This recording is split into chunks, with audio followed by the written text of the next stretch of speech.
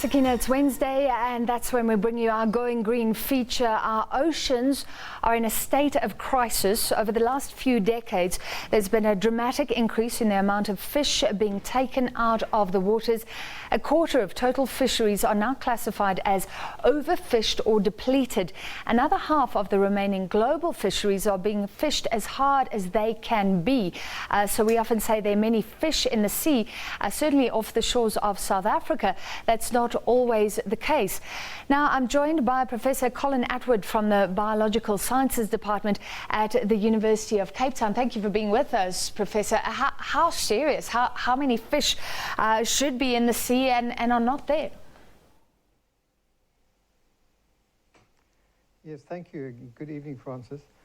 Of course, any amount of fishing is going to reduce the number of fish in the sea.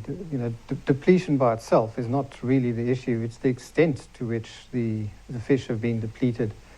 And understand straight off that there are many hundreds of species of fish that we catch, and for each of them we'll find that there are different production potentials, for example. So for each of them, the threshold of overfishing is different. But just generally, I would say that we've got to leave enough fish in the sea so that the fish can carry on breeding and replace the losses. Those are the losses that the fishermen keep taking away. And as you rightly say, a good number of fish species around the world have unfortunately fallen below that critical level.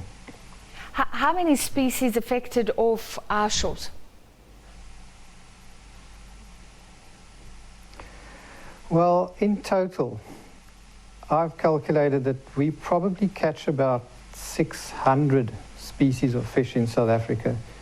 Many of them are quite rare and don't really feature very heavily. But there are a couple of really major ones, maybe 15 or 20 species that make up the bulk of our catch in South Africa. Most of those are actually quite okay as far as the overfishing problem goes. It's many of the lesser ones that we're really concerned about. And to be honest, it's almost impossible to give you an exact number. But I would say a good proportion of what I would call the coastal fish species in South Africa are overfished, or at least depleted to a very concerning level. I think you've raised an issue before where we've got species that stay in a small area, so they're especially vulnerable.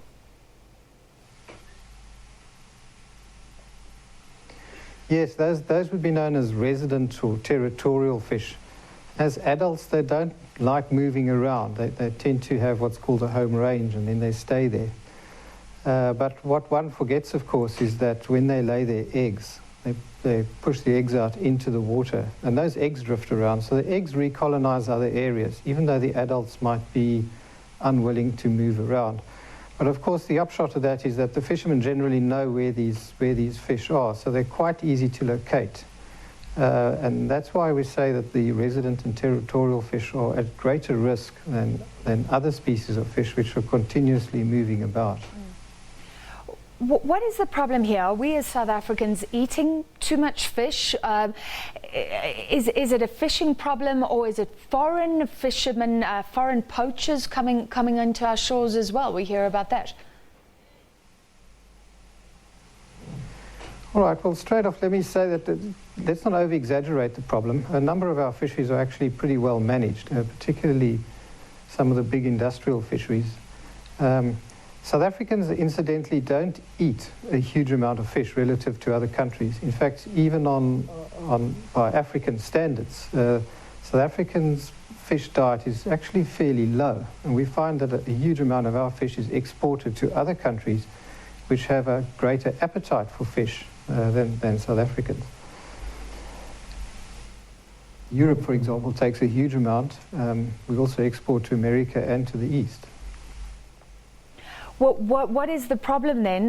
Do we have a poaching problem? What is leading to like you say, the depletion of fish stocks?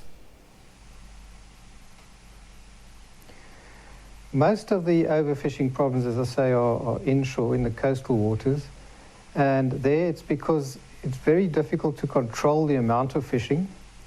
And there's a very low economic barrier to get into fishing. So just about anybody could pick up a rod or a net or something and go down to the shore and fish.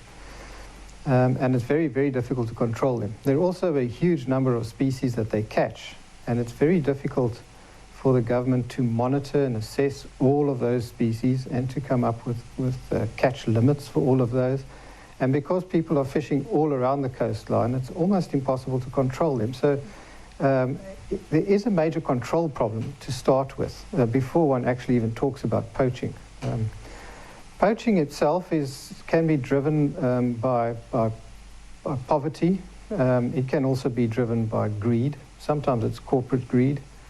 But quite often it's just a case of there being a lot of people on the coast that just don't have enough to eat and don't have jobs, and they rely on the sea to provide them with food. And by the large number of them, they're taking a huge amount of fish out of the sea, and they might be taking them out at rates faster than the fish can replace themselves. So this is interesting to me. It's individual fishermen of standing on the shore rather than these big poaching trawlers that we hear about taking fish off to China. Our problem is on the shores. Well, not only on the shore. By coastal, I mean also the smaller boats that go out and work in the shallow waters. I'm definitely not letting the big trawlers off the hook, and particularly not the foreign ones. The thing about the big industrial companies is that they have what's called a long-term interest. They've been given long-term rights by the state. So they realize that if they overfish, if they degrade the ecosystems, for example, they're likely to be the biggest losers. So they, in fact, put quite a bit of effort into trying to fish sustainably. I'm not saying there isn't room for improvement. There's a lot of room for improvement. But they are very much aware that without a functional ecosystem, they won't be making a profit. It's a little bit different inshore there because the regulatory framework's completely different, and the individual fisherman in the coastal waters doesn't feel the same degree of ownership of the resources. They don't see their long-term right. They also see lots and lots of competitors trying to get fish, and everybody's kind of in it for themselves. They think, well, I better take that fish out before somebody else does. So unfortunately, there's a bit of a race to fish inshore, and where there's little or poor control, particularly in some of the rural areas, and where there's poverty, well, you can imagine that they're taking fish out at rates that are far too high. Mm. So what can government do? What sort of regulatory framework, what sort of changes can be made?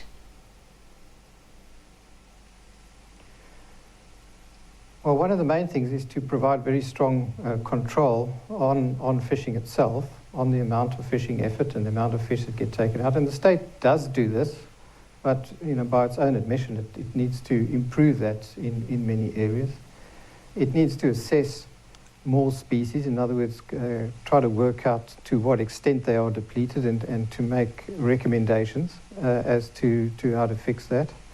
Then there's also the possibility of marine protected areas. We already have quite a number of those around the coast. Now we're trying to push for marine protected areas further offshore to, in some cases, allow fish species to recover, and in other cases to protect the environment from damaging activities, not only from the fishermen, but also from other industrial players in the ocean that might be damaging the ecosystems. And it sounds like you need a lot of those law officials on the ground. Do we have the resources? Unfortunately, one does need a lot of officials, and we don't have them. Over the last decade or so, we have seen some attempts by the Department of Agriculture, Forestry and Fisheries to try various things to monitor and control coastal fishing, and there have been some programs in the eastern part of the country, and I think they might have bore some fruit, but there are still big problems there. And as I say, the root cause of it is socioeconomic. Yeah. Finally then, Professor, so the foreign trawlers we hear in the Mozambique Channel, so you're saying that's not our big focus at the moment, sort of foreigners taking fish out of our seas? There definitely are problems with foreign poachers picking away at the edges. I would be very surprised to find out that there's sort of in the middle of the Agulhas Bank, for example. We know that they are infiltrating from the Mozambican side. They get spotted every now and then. They might be chased off. There are problems there. There might also be problems on the Namibian side. And there are probably some high seas tuna fleets that are coming in illegally every now and then. And they are causing damage, there's no doubt. It's very difficult to quantify. But, you know, big ships at sea are well monitored. They all have systems on board that can be tracked by satellites. It's not that difficult to follow the big ships. It's the smaller ones that don't carry that equipment and, in a sense, slip under the radar. All right, very interesting. Thank you very much for your time. That was Professor Colin Attwood from UCT is talking about the depletion of fish stocks off our shores. And it's not actually those big foreign trawlers that are the main problem. He said there's just a lot of little guys wanting to fish to earn a living. Thank you very much for joining us for Going Green. Remember to